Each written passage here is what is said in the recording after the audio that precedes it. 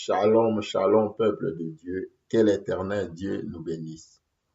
De partout où vous êtes, appelle papa, appelle maman, appelle toute la famille. Partageons la parole de Dieu. Que le bon Dieu, encore une fois, vous bénisse. Shalom, shalom. Que la gloire soit rendue à notre Seigneur, qui nous a fait encore grâce aujourd'hui de partager sur un autre sujet. Les fausses doctrines ou les sectes. On en a écouté, on en a partagé sur beaucoup de choses, même dans des conférences, dans des débats. Mais que le bon Dieu nous fait grâce. Ça peut prendre 2 à 3 vidéos, mais que le bon Dieu aussi nous visite. Prions ensemble. Seigneur, merci pour ta gloire, merci pour ta présence et merci pour ta protection sur nos vies. Si mon frère, ma soeur, papa, maman, on se recommande entre tes saintes mains pendant ces moments, visite-nous et fais de grandes choses dans nos vies. Parle, édifie, fortifie ton peuple. Utilise-moi comme un simple serviteur, Seigneur. Par là, oh Dieu, par là où tu dois passer, édifier, fortifier, bénir, guérir, délivrer ton peuple. Donne de la connaissance à ton peuple. Seigneur, merci. Parle-nous au nom puissant de Jésus-Christ. Amen. Shalom, shalom. Parlons des fausses doctrines. Que le bon Dieu nous bénisse.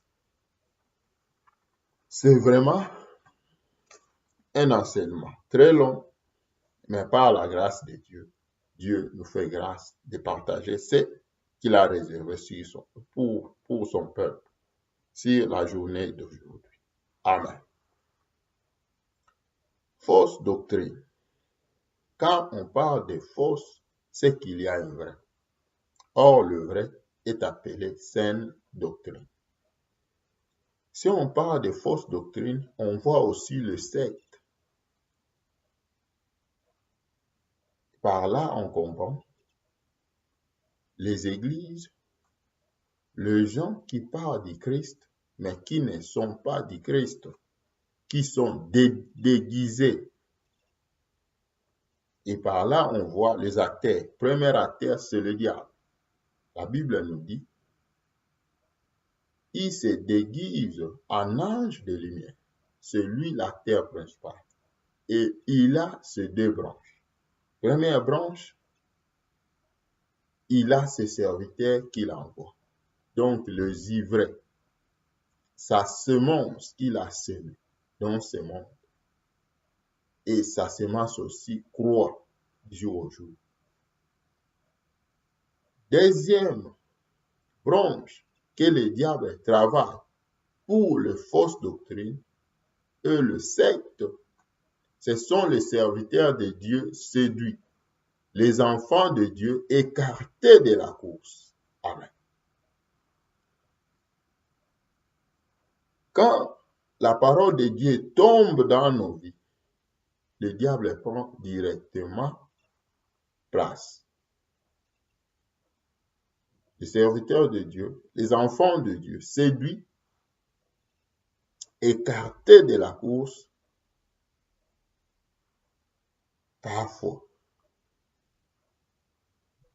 par l'amour d'argent, parfois par des intérêts quelconques, parfois par la gloire, recherche de la gloire ou du succès, parfois aussi par ignorance et parfois aussi par l'amour sentimental. On voit les relations, on voit l'envoûtement.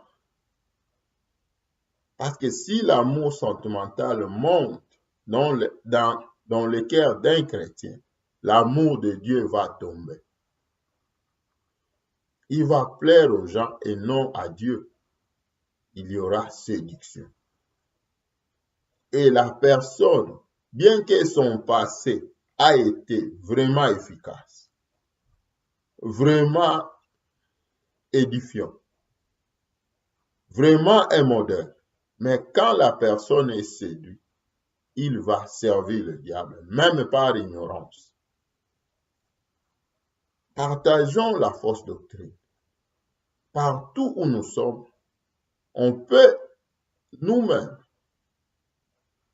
dans des passages qu'on va partager, dans ce que Dieu m'a donné, de partager avec vous, partout où vous me suivez. Vraiment, frères, sœurs, papa, maman, soyez vraiment attentifs et examinez aussi votre vie. Moi aussi, j'examine ma vie. Est-ce que je suis dans le secte ou les fausses doctrines, ou je commence à me plonger dans les sectes ou dans les fausses doctrines? Ou soit je suis sorti des sectes ou des fausses doctrines. Amen. Le secte et les fausses doctrines forment aussi des gens. Envoient aussi les missionnaires partout dans le monde. Donc, ils soutiennent aussi des groupements, des assemblées, des activités, bien qu'on va prononcer le nom de Dieu. Mais en bas et à la suite, c'est pour la ruine. Amen. Alléluia. Que le bon Dieu nous bénisse. On peut se demander, des fausses doctrines, pourquoi Dieu a permis les fausses doctrines? Il y a les actions. Première action, pour accomplir les promesses de Dieu et annoncer l'avènement du Seigneur Jésus-Christ. Amen. Pourquoi les fausses doctrines sont présentes et en vague à notre temps, à notre époque? Il y a des actions. Première action, c'est pour accomplir les promesses de Dieu. Matthieu 24, dans beaucoup des épîtres, des apôtres, Paul l'a dit, Pierre l'a dit, Jean aussi l'a dit. Frères, sœurs, papa, maman, d'abord pour accomplir les promesses de Dieu, si l'avènement du Seigneur Jésus-Christ. Deuxième action, pour que la nature du monde soit dévoilée. Parce que quand il y a déguisement, il y a aussi confusion.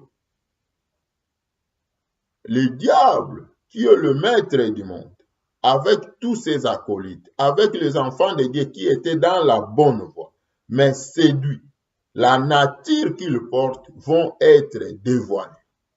Amen.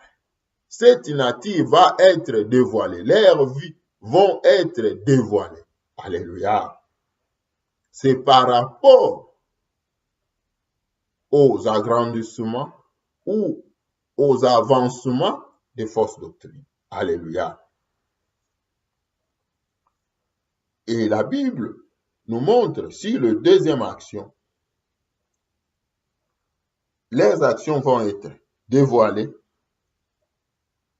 et aussi sur leur système et sur leurs mauvaises œuvres, comme modèle de Caïn, vont être découvertes à ceux qui ont l'Esprit de Dieu. Mais le monde va les accompagner. Le monde va les accompagner. Les populations, les nations vont acclamer pour les séducteurs. Amen. Troisième action. Pour que le monde sans Christ soit derrière la bête pour l'adorer comme Dieu. Il y en a beaucoup, mais parlons de ces trois actions. Que le bon Dieu te bénisse et nous bénisse. Et bénis aussi ce peuple partout où nous sommes. Le manœuvre des fausses doctrines implante quoi au milieu du monde? L'apostasie et l'ignorance. Dans l'ignorance, on voit le ténèbre, les mauvaises œuvres qui vont que s'accroître, bien que les gens seront un pied dedans, un pied dehors, bien que les gens seront convertis soi-disant, bien que le nombre de serviteurs de Dieu, le nombre de fidèles dans les églises vont que accroître, tripler, mais le disciple vont que diminuer du jour au jour. Le vrai chrétien vont que diminuer du jour au jour. Alléluia. Alléluia. L'apostasie, c'est pour l'adoration directe au diable.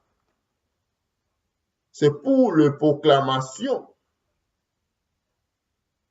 des œuvres du ténèbre au milieu des enfants de Dieu.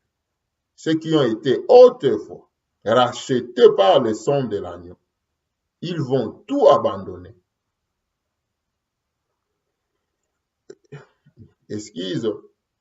Tout rejeter. Ils vont encore retourner dans l'esclavagisme. Amen. Que le bon Dieu nous bénisse. Lisons ensemble, papa, maman, frères et sœurs, Luc 6, 39 à 48. Que le bon Dieu nous voie. Frères et sœurs, papa, maman, avant de lire Luc 6, comprenons sur le manœuvre des fausses doctrines ou des sectes. Comme au début, je vous ai déjà annoncé, examinons bien nos vies, là où nous sommes, là où on venait, et de quelle manière que nous sommes serviteurs, enfants de Dieu, que nous sommes, que nous marchons devant l'évangile, ou bien dans l'évangile, ou bien dans la bonne nouvelle. On est vraiment avec Christ.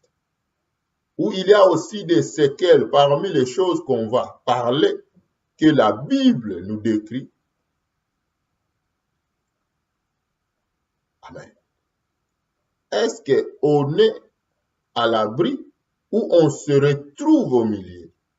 Peut-être par ignorance. Dieu va nous faire grâce. Il nous donne encore de l'intelligence. Il nous donne encore de la force. Peut-être aussi volontairement ou involontairement. Mais que le bon Dieu nous fait grâce.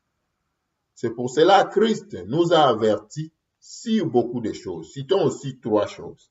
Les avertissements de Christ sur le manœuvre de l'ennemi pour faire asseoir l'apostasie et l'ignorance au milieu de l'Église, au milieu de ce corps du Christ que Christ a racheté par son propre sang. Premier avertissement, Christ nous a dit dans Matthieu 10, verset 17, nous a mis en garde contre le loup. Or, ces loups seront des hommes. Ils vont être au service du malin. Ils vont s'introduire au milieu des enfants de Dieu. Vite, détruire les enfants de Dieu. Donc, continuez le même objectif que le diable fait, mais en miniature. Égorger, détruire, dérober. Amen. Détruire quoi? Le fondement, la vérité de la parole. Égorger quoi? Étouffer l'Esprit de Dieu.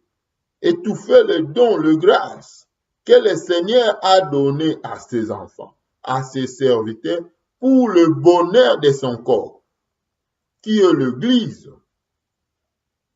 étouffer et faire conduire le peuple dans un chemin détourné. Donc, travailler pour la contre-vérité. Amen.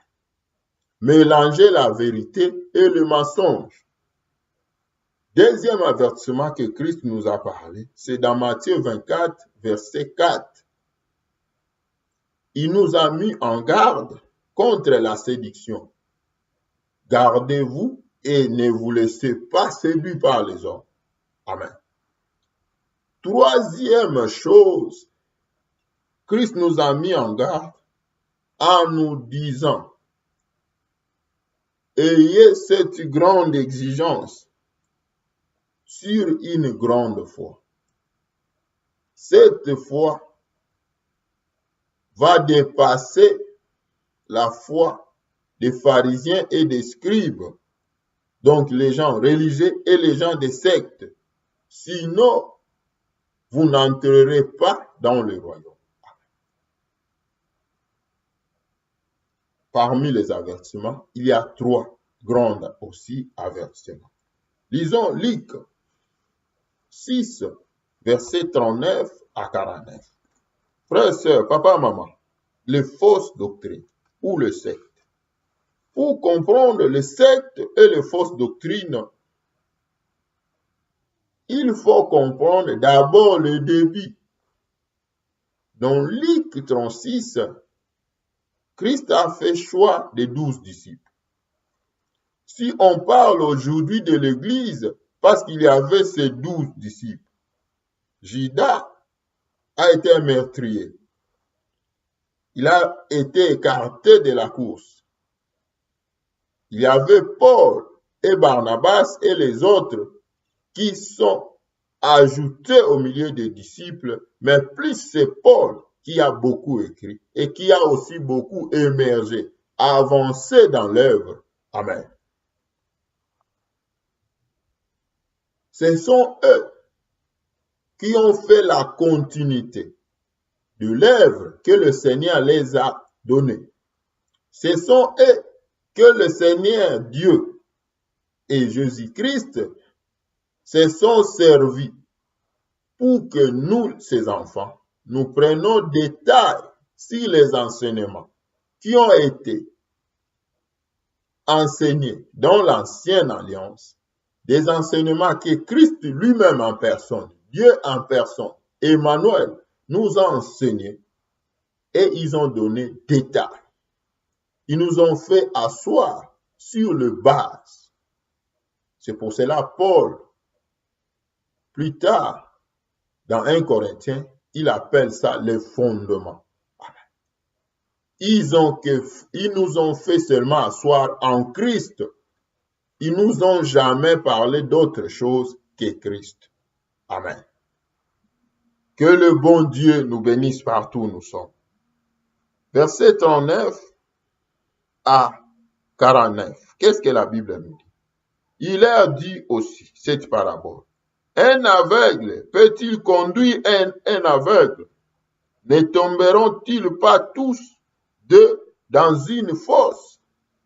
40. Le disciple n'est pas plus que le maître, mais tout disciple accompli sera comme son maître. 41. Pourquoi voit-il la pelle qui est dans l'œil de ton frère et n'aperçois-tu pas la poutre qui est dans ton œil? Ou comment peux-tu dire à ton frère, frère, laisse-moi ôter la pelle qui est dans ton œil, toi qui ne vois pas la poutre qui est dans le tien? Hypocrite, ôte premièrement la poutre de ton œil et alors tu verras comment ôter la pelle qui est dans l'œil de ton frère. 43. Ce n'est pas un bon arbre qui porte de mauvais fruits, ni un mauvais arbre qui porte du bon fruit. Car chaque arbre se connaît à son fruit.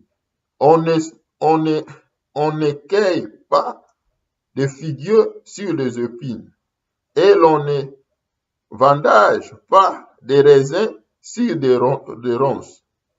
L'homme bon tire de bonnes choses, du bon trésor de son cœur. Et le méchant tire de mauvaises choses de son mauvais trésor. Car c'est de l'abondance du cœur que la bouche parle. Pourquoi m'appelez-vous Seigneur, Seigneur, et ne faites-vous pas ce que je dis? Amen. 47. Je vous montrerai à qui est semblable tout homme qui vient à moi, attend mes paroles et le met en pratique. Il est semblable à un homme qui bâtisse une maison à creuser bien avant et a posé le fondement sur les rocs. Une inondation est venue et le torrent s'est jeté contre cette maison sans pouvoir l'embranler parce qu'elle était bien bâtie. Mais celui qui attend et ne met pas en pratique est semblable à un homme qui a bâti une maison sur la terre sans fondement. Le torrent se jette contre elle, aussitôt elle est tombée et la ruine de cette maison a été grande. Amen. Shalom, shalom. Nous parlons sur les fausses doctrines ou les sectes.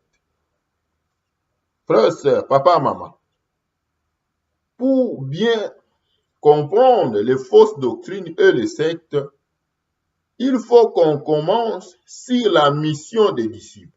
Avant qu'ils commencent leur mission, Jésus-Christ a pris le temps de les enseigner, de le préparer. Or, la préparation des disciples, c'est la préparation de l'Église. Amen. Dans cette préparation, Christ, qui est Dieu, il a d'abord commencé par les choix.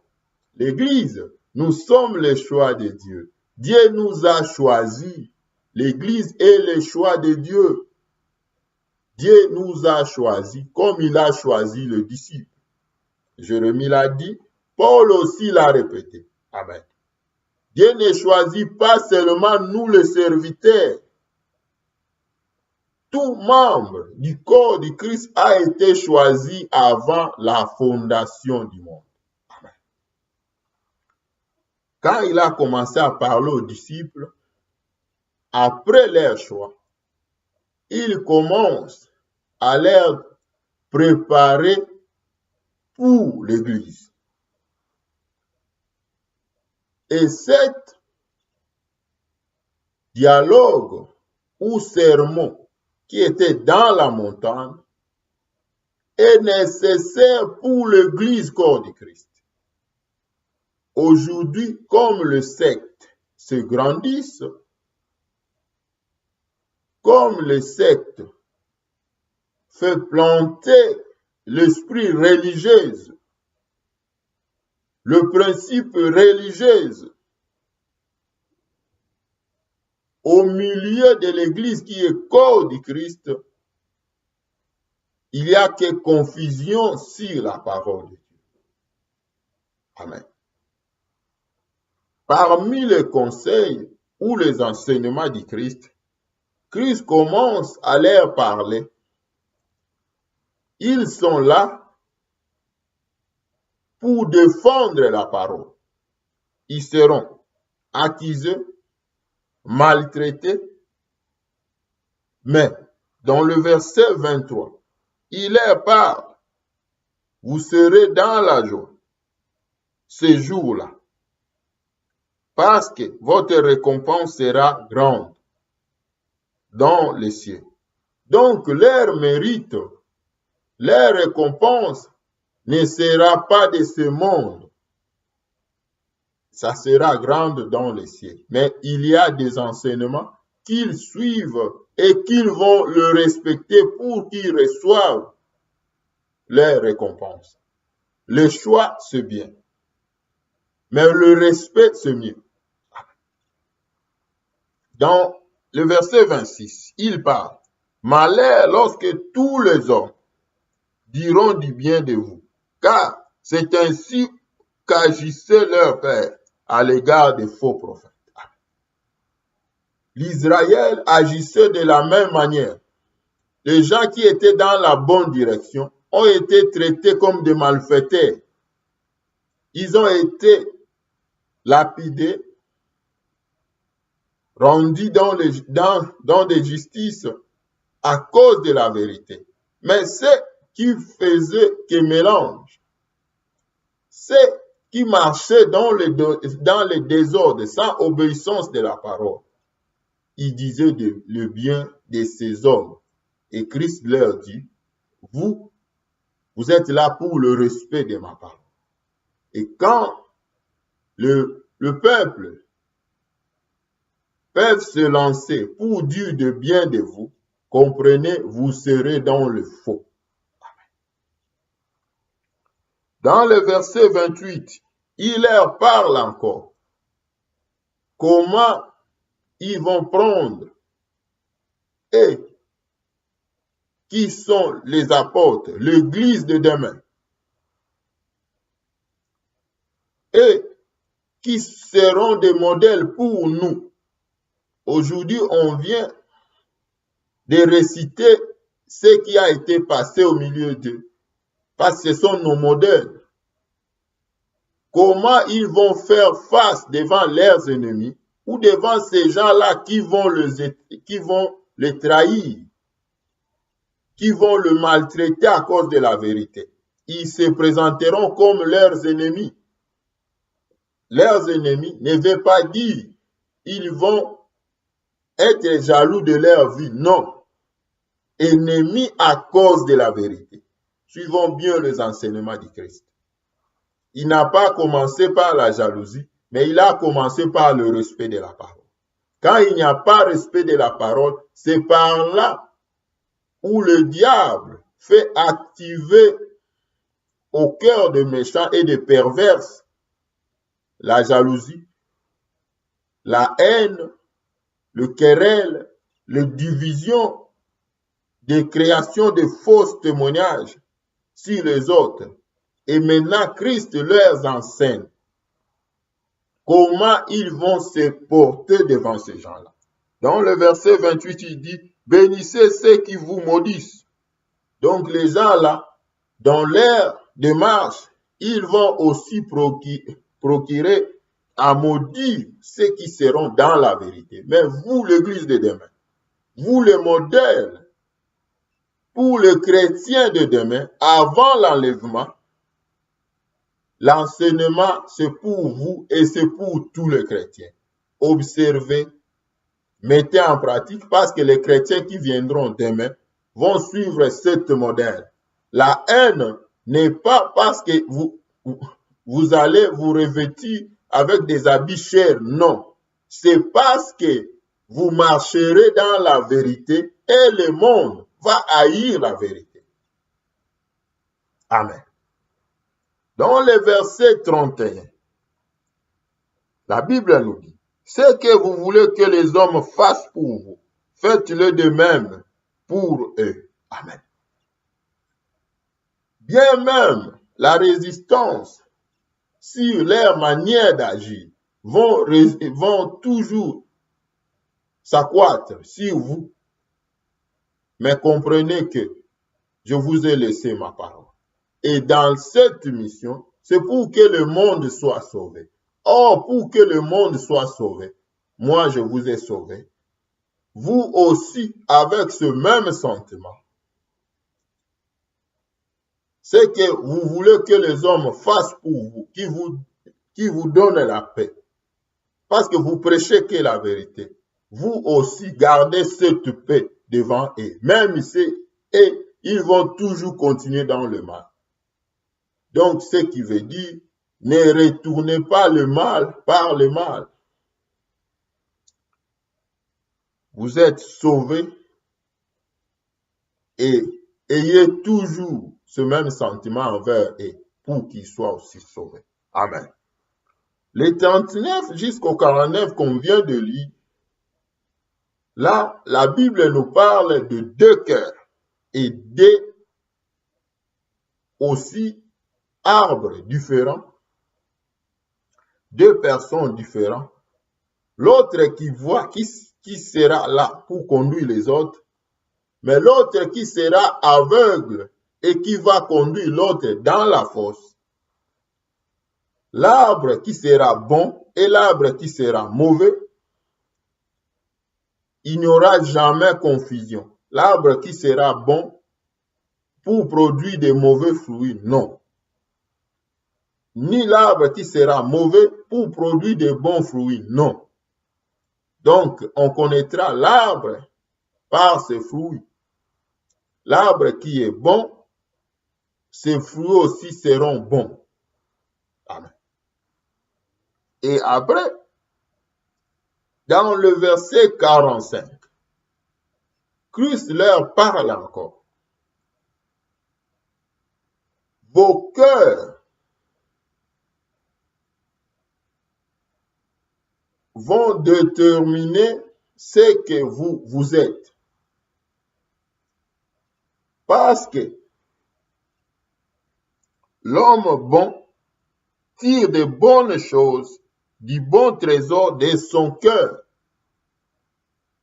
Dans ces tribulations, dans ces épreuves, beaucoup de vous peuvent aussi abandonner la bonne.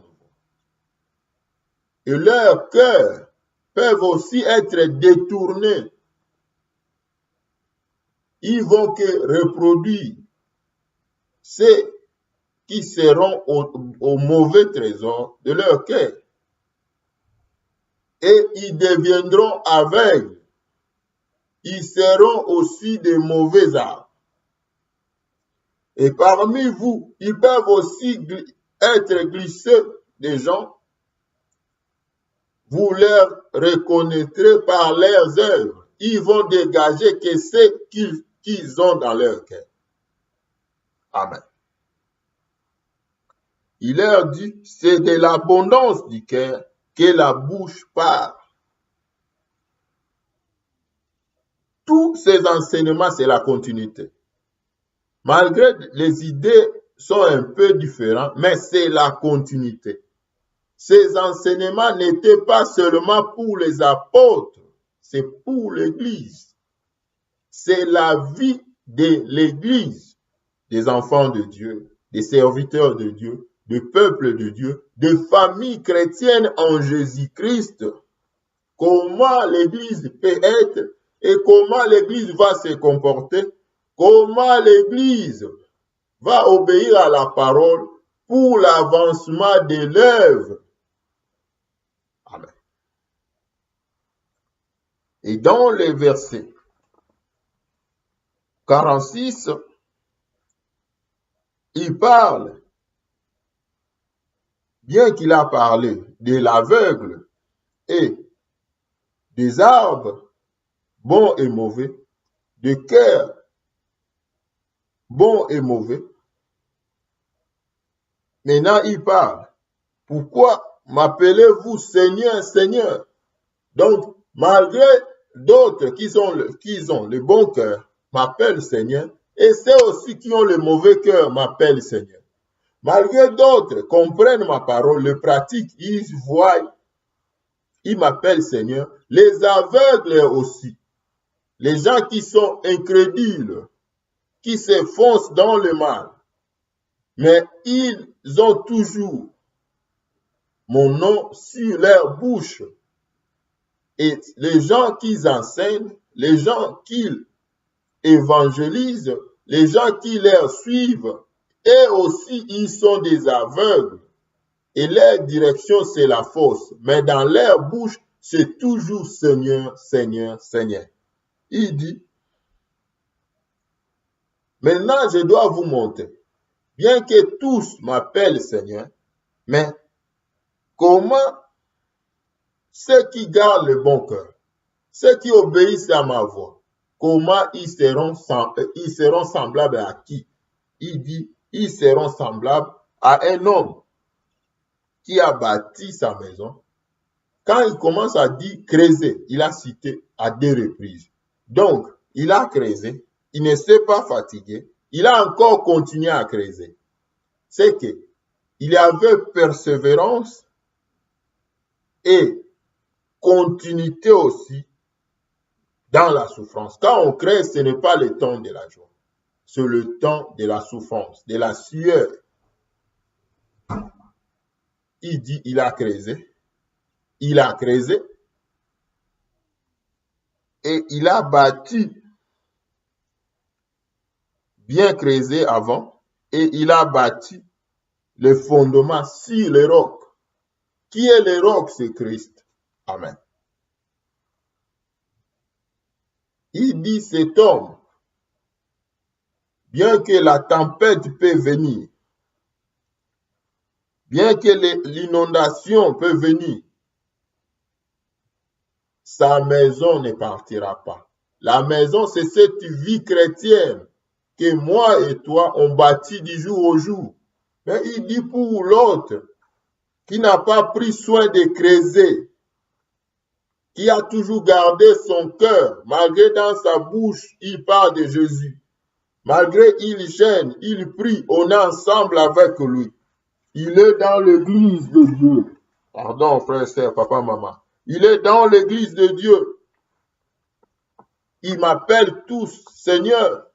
Mais s'il garde toujours ce cœur-là mauvais, s'il ne veut pas persévérer dans mes paroles et le pratiquer, il dit, quand la tempête, l'inondation va venir, cet homme, sa maison, c'est cette vie qu'il a bâtie devant moi, va être emportée.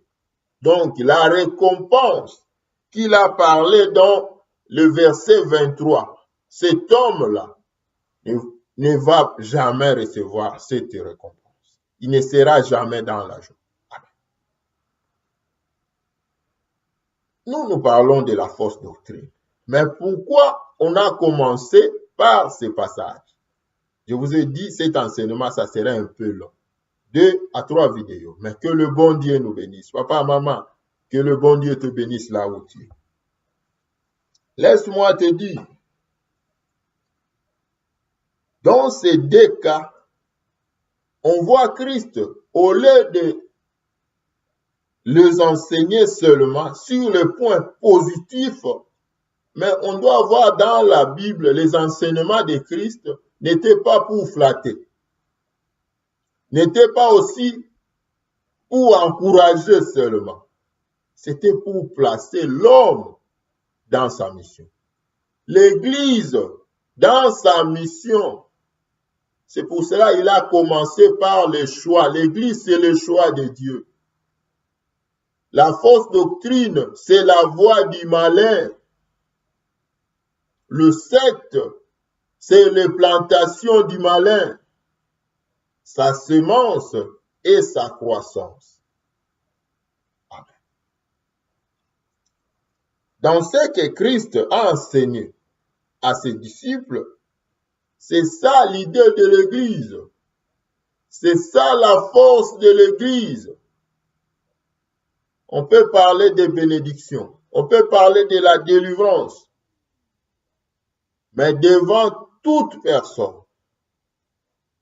il n'y a que récompense qu'on attend. Est-ce que l'Église est prête pour la récompense? C'est celle-là qui est nécessaire. Christ parle, quand il enseigne à ses disciples, il leur montre, bien que vous m'appelez Seigneur, Seigneur, parmi vous, dans vos cœurs, parmi l'Église qui viendra, parmi même l'Église des temps de la fin, malgré la grâce est toujours dans l'Église, le monde va traverser le temps de la fin. Il y aura toujours présence des 2 cœurs. Dans l'Ancien Testament, on voit Caïn et Abel. Dans l'Ancien Testament, on voit aussi Israël et Égypte. Dans l'Ancien Testament, on voit Israël et les Babyloniens. Dans l'Ancien Testament, on voit lui-même Christ, Dieu, Emmanuel, qui est venu en chair, devant aussi les pharisiens et les scribes. Mais laisse-moi te dire, frères, sœurs, dans l'Église d'aujourd'hui, on a aussi deux cœurs qui est la base de l'Église. S'il y a de bons disciples qui gardent le bon cœur, ils ne seront jamais aveugles, ils ne seront jamais des faux arbres qui vont produire de faux fruits, ils ne seront jamais, ou bien ils ne bâtiront jamais des maisons sur les sables. Quand il a parlé de l'aveugle, il dit va conduire l'autre dans la fosse. Quand la maison est bâtie aussi sur les sables, va subir que la destruction. La destruction, c'est la fosse. Amen. Un cœur repentant, c'est un cœur où il y a la reconnaissance de ses transgressions. Il a dit, il a creusé, il a creusé. Un cœur repentant, c'est ce cœur, bien que les ennemis se lèvent, les ennemis là ne vont pas se lever à cause de nos voitures. Ça, c'est la tromperie. À cause de nos avoirs. Non, ça, c'est la tromperie. Suivons bien les enseignements du Maître. Christ l'a bien parlé. À cause de la défense de la vérité que nous allons posséder et nous allons aussi prouver devant les gens, devant le monde. Vous êtes dans la fausse route. Retournez en Jésus, il y a la croix de Jésus devant vous. Dans la croix, c'est là où il y a la vie. Il dit à cause de la vérité, les ennemis se lèveront devant vous. Or, un cœur repentant, malgré il y a des ajoutes des ennemis, il y a que des choses qui vont s'amplifier, mais lui, la vérité va être au fond de son cœur. Il sera prudent. Sa prudence, quand on voit la parole de Dieu nous dire dans Matthieu 10, verset 16, soyez prudents comme le serpent. Là aussi, il y a un peu l'ignorance. Il y a aussi des routes. Quand on dit soyez prudents comme le serpent, David aussi l'a interprété dans Psaume 51. Cela veut dire soyez prudents pour que vous ne soyez pas écartés loin de la face de Dieu. Quand le serpent est quelque part, sa prudence, c'est par rapport à la mort. C'est par rapport à la mort. Nous aussi, Christ, quand il a utilisé ces paroles, c'est pour nous montrer quand le monde haïra la vérité, ils vont vous prendre comme des serpents. Quand ils vous voient directement, ils voient que la mort sur vous, à cause de leurs œuvres, à cause de leur vie, qui seront dévoilées, et ils vont se décider de vous éliminer, de vous mettre dans des prisons, pour qu'ils marchent libres. Si vous êtes là, et ils seront toujours embêtés. Mais vous, quand vous allez toujours marcher dans l'amour, votre prudence, sur toutes ces choses, c'est l'humilité et de toujours veiller pour que vous ne soyez pas loin de ma face, loin de ma volonté. Amen. Et le cœur repentant, Dieu rend la joie de son salut. Donc l'assurance du salut par son esprit au cœur de ses cœurs, au cœur de ses enfants qui ont ce cœur repentant.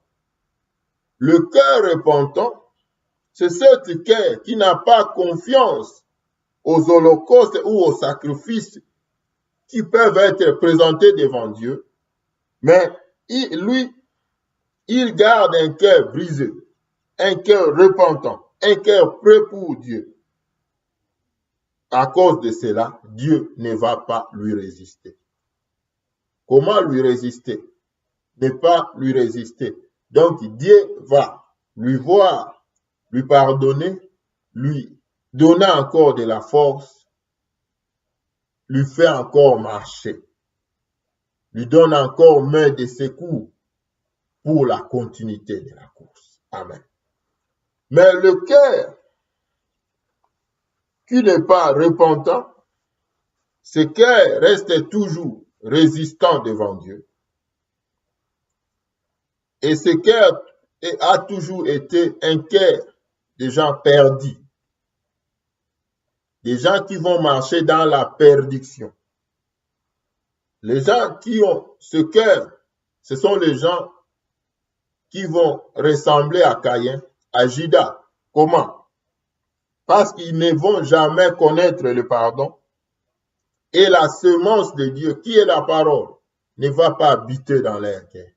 Ils peuvent être ensemble avec nous, mais le pardon ne sera jamais dans leur vie. Ils ne vont jamais pardonner de tout leur cœur. Amen. C'est par eux que le diable prend porte, parce qu'ils ont été avec nous, ils nous connaissent, ils ont aussi la connaissance de la parole, peut-être plus que nous, plus que toi, plus que moi. Ce sont ces gens-là qui vont servir de branche pour le diable, qui ont déjà commencé, qui servent aussi aujourd'hui. Quand Christ est venu, c'était des pharisiens et des scribes, et qui possédaient des rouleaux de Torah, et qui connaissaient les prophéties des prophètes. Mais ils n'ont jamais compris la parole de Dieu. Ils ont toujours gardé leur cœur incrédule, ruineux, méchant, perverse. Amen. Que le bon Dieu nous voie. Frères, sœurs, papa, maman, par ces gens-là que le diable va se servir comme des instruments pour activer les fausses doctrines et les sectes au milieu du peuple de Dieu. Si on peut un peu faire retour sur l'introduction, il y a des déguisements. Donc, il y a semblant. Il y a, comment dirais-je, infiltration. Il y a, comme Christ l'a dit dans Matthieu 7, glissement. Donc, les gens qui n'appartiennent pas au corps du Christ, mais ils acceptent quelques principes seulement par la bouche, mais non de leur cœur. Ils vont aussi vivre ensemble avec nous. Mais le respect de la parole ne va pas prendre place. Il y a ceux qui ne vont jamais respecter même la parole de Dieu, même un peu. Mais comme mandatés par le diable, ils vont profiter des erreurs, des faiblesses, des portes du diable qui a fait ouvert au milieu de nous par ceux qui ont été séduits, et ils vont venir prendre place et détruire les enfants de Dieu. Amen. Que le bon Dieu nous bénisse. Notre seconde vidéo, c'est pour la suite. Seconde vidéo, c'est pour la suite. les fausses doctrines, les sectes. On ne peut pas parler sur les sectes si le discours du Seigneur, les enseignements du Seigneur, si les apôtres n'est pas bien saisi dans l'Église. Et par la suite, on va entrer en profondeur sur les fausses doctrines. Et l'Église de Dieu est différente des fausses doctrines. L'Église de Dieu, c'est là où Dieu a semé sa semence. Matthieu 25, 1 à 10. La Bible nous montre l'histoire de 10 vierges où Dieu lui-même classifie le 5 comme des sages et les 5 comme des folles. Ils étaient tous dans une bonne voie. Mais il y a quelque chose qui s'est passé parmi les 5 folles. Ils étaient, parfois on peut dire, imprudents, parfois on peut dire négligents, parfois on peut dire ignorants. Ils ont abandonné l'objectif qui était devant eux. Ils ont cru de leur propre manière. Mais à l'arrivée de l'époux, ils n'ont pas eu l'accès ils n'ont pas eu accès à la noce. Fête de noces qui était devant eux, ils n'ont pas eu accès. Amen. Dans 2 Corinthiens 11, 1 à 2, Paul nous montre, continue cette idée que Christ a parlé. Il dit, moi qui vous ai présenté Christ, acceptez ma folie. Je vous ai présenté Christ pour que vous, en vous présentant devant Christ, vous soyez comme des vierges pures. Il parle de qui? Il parle de l'Église. Christ lui-même nous a encore parlé sur le loup et le brebis. Amen. Dans Matthieu 7, il parle du loup et des brebis. Frères et sœurs, pour bien comprendre les fausses doctrines, il faut d'abord commencer par la sainte doctrine, la doctrine des apôtres. Ce que les apôtres ont reçu de Christ et ce qu'ils ont dispensé. Si on reste terre à terre en prenant les exemples du monde, en prenant les exemples des réalités, on ne sera pas dans la parole. Amen. Et Christ, toi qui es Dieu, quand tu préparais les apôtres, quand tu nous enseignais, tu enseignais les apôtres pour que ces enseignements soient continuels jusqu'à notre temps. Mais Christ, pourquoi dans ces exemples, il y a toujours des choix? Il y a toujours quelque chose d'erreur qui se glisse au milieu. C'est par là que l'Église tire toujours des leçons. Ne te laisse pas emporter. Le vague des fausses doctrines, des sectes, est majoritaire par rapport aux vraies églises. L'épouse du Christ. Le nombre des faux chrétiens, des aveugles, des empereurs évangéliques ou chrétiennes ou religieuses augmente du jour au jour, ils sont majoritaires. Mais ceux qui sont restés au pied du maître, ils sont restés comme Élie, ils pleurent du jour au jour. Ils sont que minoritaires.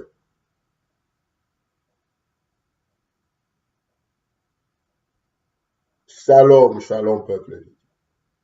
Pourquoi, au début de notre message, on a parlé sur les 3 actions. Première des choses, pour que les paroles de Dieu s'accomplissent. L'avènement du Fils de l'homme est proche. S'annonce l'avènement du Fils de l'homme.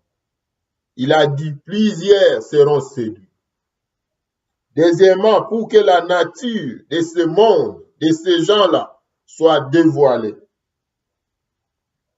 Et aussi, ceux qui ont l'Esprit de Dieu, ce sont eux qui vont comprendre. Mais le monde vont être toujours aveuglés par leurs manœuvres, par leurs stratégies, modèle de Caïn. Troisième des choses, c'était pour que le monde sans Christ soit derrière la bête pour l'adorer comme Dieu. Amen. Que le bon Dieu nous bénisse. Il y a encore d'autres vidéos qui vont suivre sur les fausses doctrines. On a parlé sur l'Église et la continuité. C'est pour développer qu'est-ce que la fausse doctrine et aussi ses manœuvres. Amen. Que le bon Dieu nous bénisse. Shalom, shalom.